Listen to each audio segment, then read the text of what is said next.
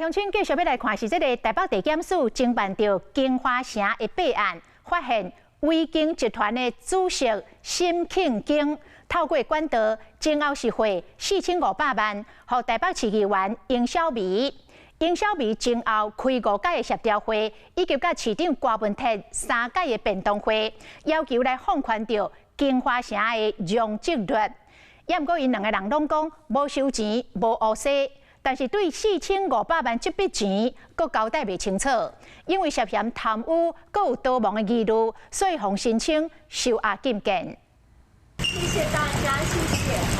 哎，小心小心！台北市议员尹小薇28号半暝啊，互移送北检，人看起来老神在在。不过尾啊，检察官伫咧半暝啊，向法院申请关押。你有没有觉得今天很冤枉被叫来？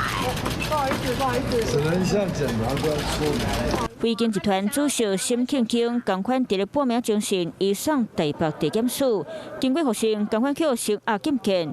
台北地检侦办金华城容积率弊案，大动作搜索，同款6位被告，各有13位证人到案。检验比对金华城案相关金流，发现沈庆京伫咧2018年到2021年之间，涉嫌指示旗下公司销售8亿4500万的公关费汇款予尹小薇，因为这件代志，我伫咧2020年到2021年举办5场协调会，尹小薇嘛甲郭文铁开过3摆便当会，敢若就是为着金华城将这种例，叫心爱沈庆京和尹小薇拢无承认犯罪。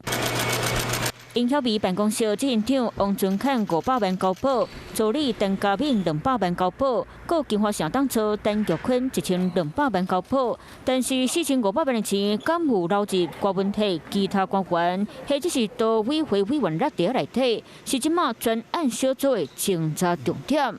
Hello， 我是雷亚。想要抢先掌握最及时的新闻资讯吗？赶快订阅、按赞、开启小铃铛，锁定华视新闻 YouTube 频道。